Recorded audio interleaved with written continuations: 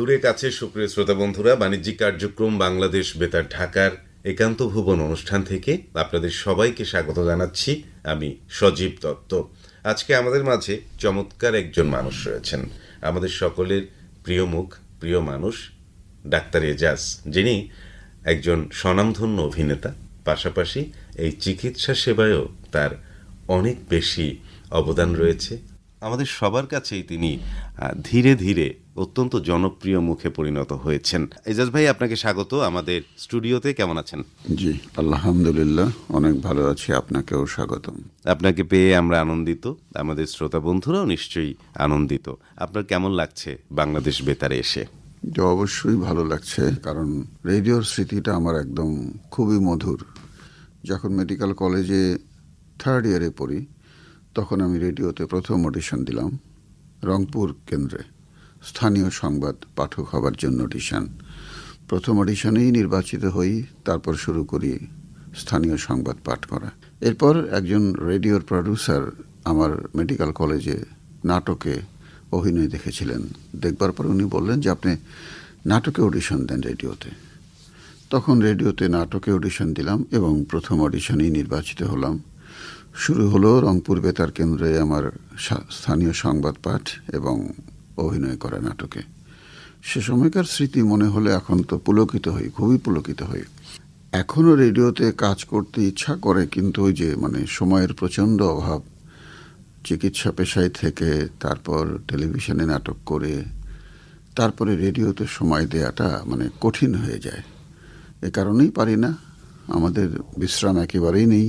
প্রথমেই হুমায়ুন স্যারের নাটকের সেই সংলাপ বলতে হয় যে গরিবের বিশ্রাম কব্বরে। আমাদের তো বিশ্রাম নেই।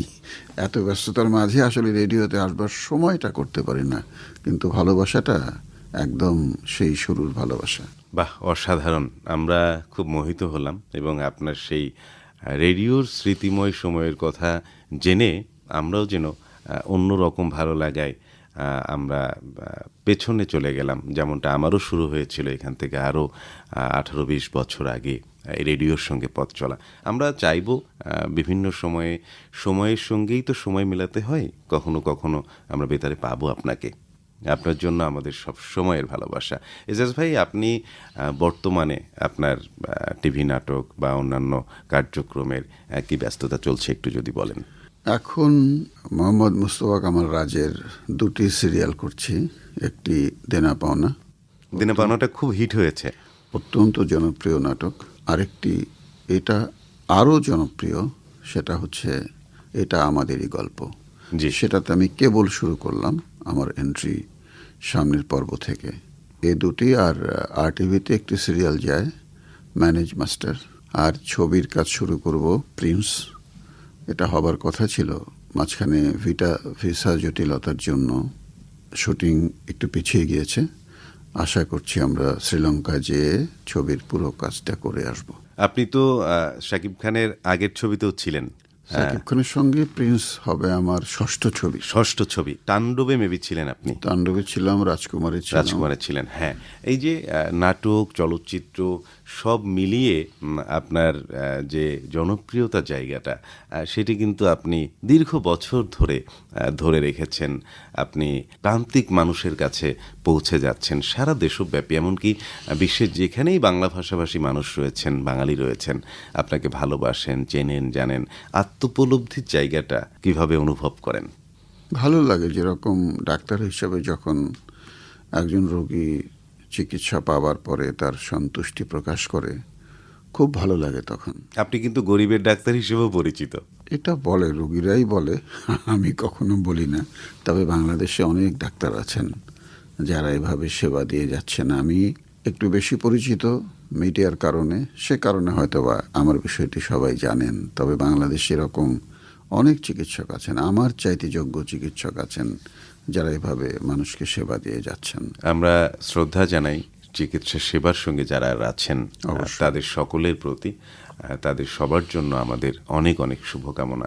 এজাজ ভাই, আপনার তো গাইবান্ধা জেলায় জন্ম, তাই না? আমার জন্ম ময়মনসিংহ শহরে, কিন্তু আমার আদি ঠিকানা হচ্ছে গাইবান্ধা জেলার সাদুল্লাপুর থানার রসুলপুর গ্রামে। আমার বাবা মার কবর ওখানে। আমার দাদার বাড়ি যেটা বলি আমরা, জি শিকড় যেটা বলি, জি সেটা হচ্ছে গাইবান্ধা জেলার সাদুল্লাপুর থানার রসুলপুর গ্রামে। আর আমার বাবা সরকারি চাকরি করতেন। উনি যখন ময়মনসিংহ পিটিআই ছিলেন তখন সেই ক্যাম্পাসে আমার জন্ম। আপনার বেড়ে ওঠা শৈশব কৈশোর তাহলে কি ময়মনসিংহে? আব্বা তো সরকারি চাকরি করতেন, প্রথম শ্রেণীর সরকারি কর্মকর্তা ছিলেন। জি 3 বছরের বেশি কারো এক জায়গায় থাকার নিয়ম ছিল না, জি যে কারণে ময়মনসিংহ ছিলাম, সেখান ঠাকুরগাঁ ছিলাম, তারপরে কমলাপুর কুষ্টিয়া ছিলাম, তারপরে গাইবান্ধা ছিলাম, ভোলা ছিলাম, কুড়িগ্রাম ছিলাম, রংপুর ছিলাম। রংপুর থেকে আবার রিটায়ার করেন। তাহলে তো আপনি অনেকগুলো স্কুলে পড়েছেন। হ্যাঁ, অনেক স্কুলে পড়েছি একদম। এবং বিভিন্ন জায়গায় যখন গেছেন বাবার সাথে, বাবার কর্মের কারণে, তখন নতুন নতুন বন্ধু আপনি পেয়েছেন। হ্যাঁ, নতুন বন্ধু পেয়েছি। সবচেয়ে বেশি সময় ছিলাম কুড়িগ্রামে। এছাড়া এত দীর্ঘ সময় আর কোথাও থাকা হয়নি। আর রংপুরে যখন আব্বা রিটায়ার করলেন তখন রংপুর শহরে ছোট্ট একটা বাসা আব্বা করেছিলেন। তো তখন রংপুরেই আমাদের দীর্ঘ সময় থাকা। এখন গাইবান্ধা যাওয়া হয়? হ্যাঁ, আমার বাবা মার কবর ওখানে বছরে 2 বার যাই। বাবা মার জন্য কবরের পাশে দাঁড়িয়ে দোয়া করে আসি। আপনার পরিবারে কে কে আছেন? আমার স্ত্রী, 2 ছেলে 2 মেয়ে। তারা কি করছেন, ছেলেমেয়েরা? স্ত্রী পুরো সংসারের বোঝা কাঁধে নিয়ে বটবৃক্ষের মতো আমাদের সংসারটা, উপরে আল্লাহ, নিচে তিনি, পুরো সংসারটা দেখে রাখছেন। আমার বড় মেয়ে ডাক্তার, ছোট মেয়ে ডাক্তার, বড় ছেলে ডাক্তার। ছোট ছেলে ঢাকা ইউনিভার্সিটি থেকে হেলথ ইকোনমিক্সে মাস্টার্স করেছেন। বাহ, অসাধারণ! আপনাকে অভিনন্দন। শুকরিয়া। আপনার এই চমৎকার পরিবারের সকল সদস্যের জন্য আমাদের একান্ত ভুবনের পক্ষ থেকে নিরন্তর ভালোবাসা এবং শুভকামনা। আপনি তো হুমায়ুন আহমেদ নন্দিত লেখক আমাদের দেশের, আমরা তার স্মৃতির প্রতি শ্রদ্ধা জানাই। ওনার মাধ্যমেই আপনি তো চলচ্চিত্রে আসেন, তাই না? আসলে রেডিওতে নাটক করবার পরে তখন তো রংপুরে, আমি রংপুর মেডিকেল কলেজের ছাত্র। জি সেখান থেকে পাশ করবার পরে আমরা বেকার ছিলাম কিছুদিন। তারপর তো বিশেষ দিয়ে তারপর সরকারি চাকরিতে আসি। তো বেকার সময়ে আমি ঢাকা চলে এসেছিলাম। ঢাকায় একটি ক্লিনিকে চাকরি করতাম। তখন আর রেডিওতে যোগাযোগ করা হয়নি। ঢাকায় আসবার পরে ব্যস্ততা অন্যরকম ছিল। তারপরে সরকারি চাকরি যখন হলো গাজীপুরে, তারপর গাজীপুর চলে গেলাম। গাজীপুর থেকে তখন টেলিভিশনে অডিশন দিলাম। টেলিভিশনে এনলিস্টেড হবার পর নাট্যশিল্পী হিসাবে টেলিভিশনেই ঘোরাঘুরি করতাম। কিন্তু রংপুর থেকে এসে ঢাকায় টেলিভিশনে জায়গা করে নেওয়া খুব কঠিন ছিল তখন। আর যেহেতু ঢাকায় থিয়েটার করিনি, আমার কাজ সম্পর্কে টেলিভিশনের কারো আস্থা শুরুতে ছিল না, না থাকাই স্বাভাবিক। তারপর মোটামুটি ব্যর্থই হয়ে গিয়েছিলাম। অনেক দিন ঘোরাঘুরি করে যখন দেখলাম এনলিস্টেড হবার পরেও সুযোগ হচ্ছে না, ছোট ছোট 2-1টা চরিত্র পাচ্ছি অনেক ঘোরাঘুরির পরে মোটামুটি হতাশ হয়ে বাদ দিয়ে দিলাম। তারপরে তখনকার IPGMR, এখনকার বাংলাদেশ মেডিকেল ইউনিভার্সিটি, এখান থেকে যখন নিউক্লিয়ার মেডিসিনে পোস্ট গ্রাজুয়েশন শেষ করলাম, তারপর আমার হুমায়ুন স্যারের সঙ্গে দেখা হয়। আমার স্যারের সঙ্গে দেখা করতে যেয়ে এই স্যার আমাকে দেখে কেন জানি পছন্দ করেছিলেন। আমারও ইচ্ছা ছিল স্যারের সঙ্গে কাজ করবার, প্রচণ্ড ইচ্ছা। পরে স্যার আমাকে সুযোগ দেন। এই স্যারের এখানে সুযোগটা পাবার পরেই আমার নাটকে, ছবিতে যেটুকু উত্থান সেটুকু হয়েছে। ওনার কোন কাজটির মাধ্যমে আপনার পথ চলা শুরু হলো? প্রথম স্যার একটি কাজ করছিলেন সবুজ সাথী। জি এটা স্বাস্থ্য সচেতনামূলক একটা নাটক ছিল, সিরিয়াল, জি 13 পর্বের। সেখানে প্রথম শুরু আমার। সবুজ সাথী, তারপর সবুজ ছায়া, তারপর এই মেঘ এই রৌদ্র থেকে জি মোটামুটি আমি পরিচিত হয়ে যাই। কারণ ওই চরিত্রটি ছিল অনেক বড় এবং খুব, সব চরিত্রই মজার ছিল, কিন্তু এটার দৈর্ঘ্য অনেক বেশি ছিল, যে কারণে সবার চোখে পড়ে গিয়েছিলাম। সেখান থেকে আমার নাটকে মোটামুটিভাবে এগিয়ে যাওয়া শুরু। আর পেছনে ফিরতে হয়নি, তাই না? সেই জায়গা থেকে এই কথাটা বলতে চাই না, আসলে আমরা অত বড় অভিনেতা না। তবে মানুষ বলে যে হ্যাঁ, আপনার অভিনয় ভালো লাগে। বাহ, এটুকুই আমার অসাধারণ। জন্য অনেক বড় পাওয়া। কারণ ডাক্তারি করে, চাকরি করে, প্র্যাকটিস করে, তারপরে অভিনয় করা, মানে পার্ট টাইম, শুরু থেকেই পার্ট টাইম কাজ করেছি। যেরকম প্রথম সিনেমায় অভিনয়ের পর, ছবি মুক্তি পাওয়ার পর আমি অনেক ছবির কাজ পেয়েছিলাম, অনেক। কিন্তু সরকারি চাকরি করে সিনেমা করাবার জন্য যে সময়টা দিতে হয়, সরকারি চাকরি করে সিনেমা করবার এত বেশি সময় থাকে না আসলে। কখনোই হয় না। ফিল্মটা হচ্ছে ফুল টাইম জব। জি নাটক যেরকম আমি গেলাম একটু কাজ করে চলে আসলাম, ছবিতে এটা হয় না। তো আমি ছবিতে অনেক সুযোগ পেয়েছিলাম। ডাক্তারিটাকেই আমি প্রধান পেশা হিসাবে ধরেছি। জি এটা আমি মনে করেছি এটা একটা স্টেবল প্রফেশন। জি অ্যাক্টিংটা আসলে এখনো স্টেবল প্রফেশন ভাবাটা ঝুঁকিপূর্ণ। জি জি আমি অনেক সিনিয়র শিল্পী দেখেছি যারা জীবনে অনেক সুযোগ বাদ দিয়ে শুধু অভিনয় করেছেন এবং জীবনের শেষ সময় এসে অনেক অর্থকষ্টে জি ভুগেছেন। কারণ এখনও শিল্পীদের সম্মানই অনেক কম।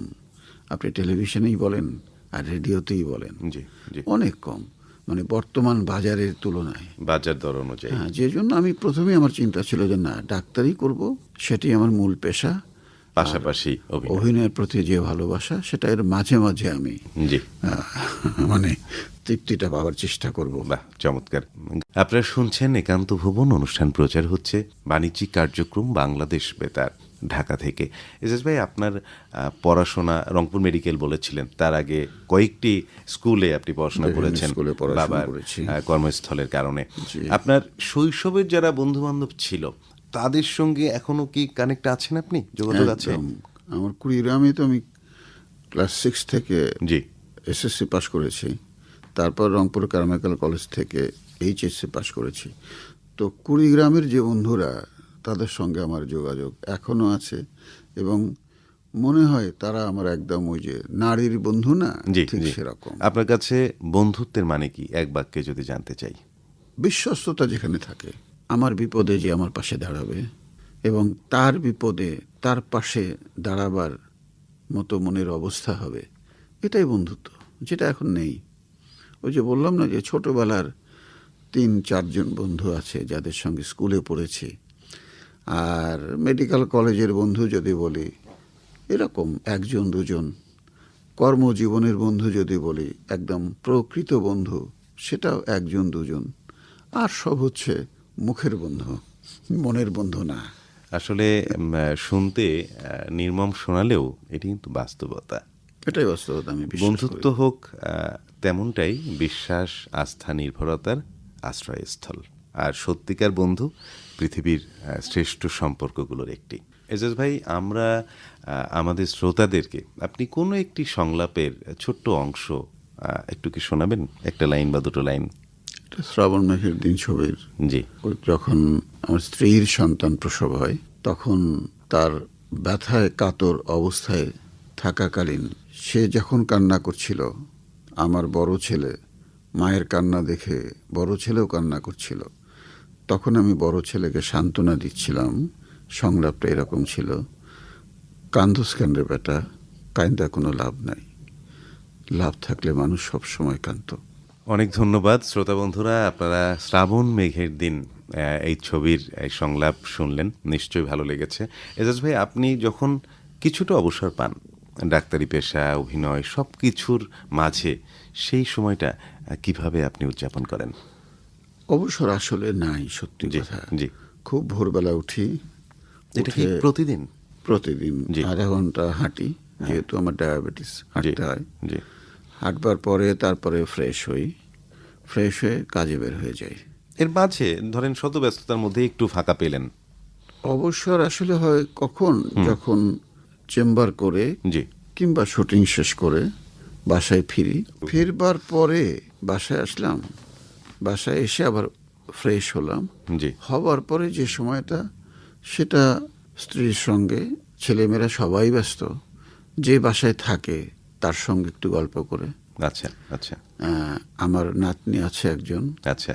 তার সঙ্গে খেলা করে, আর এরপরে যখন অবসর থাকে, যদি একটু বেশি অবসর থাকে, সেটা আমি একটু লেখালেখি করি। দারুণ দারুণ। আপনার প্রিয় খাবার জানতে চাই। আমাদের শ্রোতা বন্ধুরা অনেক সময় থাকে না, তার প্রিয় অভিনেতা, একদম, তারকা, সবাই তার বলে এটা খুব ভালো লাগা আমার মন্দ লাগা। সবচাইতে প্রিয় খাবার হচ্ছে, এটা কেউ বিশ্বাস করবে না, বলবে যে অনেকে আবার ঢং করে বলে, বলবে যে আমি ঢং করে বলছি, তা না। পান্তা ভাত, কাঁচা বড় বড় পেঁয়াজ এবং কাঁচা মরিচ। অনেকে পান্তা ভাত অনেক কিছু দিয়ে খায়, জি আমি মরিচ দিয়ে পান্তা ভাতটা মেখে জি পেঁয়াজ দিয়ে খাই। এটা আমার খুব প্রিয়, কিন্তু এখন খেতে পারি না, ডায়াবেটিসে ভাত কম খেতে হয়। তো পান্তা যখন খেতে হয় তখন নিয়ম হচ্ছে আমি তৃপ্তি পাই এক গামলা পান্তা খেয়ে, যেটা আগে খেতাম যৌবনকালে, আচ্ছা। যখন ডায়াবেটিস আমাকে ধরেনি। এটা ছিল সবচাইতে প্রিয়। আর শাকসবজির মধ্যে প্রিয় পাট শাক, জি ভর্তার মধ্যে প্রিয় আলু ভর্তা, মাছের মধ্যে প্রিয় ইলিশ মাছ, বোয়াল মাছ, জি। মাংসের মধ্যে প্রিয় গরুর মাংস। আচ্ছা আচ্ছা আচ্ছা, বাহ চমৎকার। আপনার প্রিয় খাবারের কথা শুনলাম। জি। দেশের ভেতর আপনার প্রিয় জায়গার কথা যদি জিজ্ঞেস করি, পাহাড় বা সমুদ্র বা কোন জায়গা আপনি বেছে নেবেন? দেশের ভেতর কথাটা আমার ক্ষেত্রে প্রযোজ্য না। জি আমি তো অনেক জায়গায় ঘুরেছি। জি ভূস্বর্গ, সুইজারল্যান্ডে গিয়েছি, জি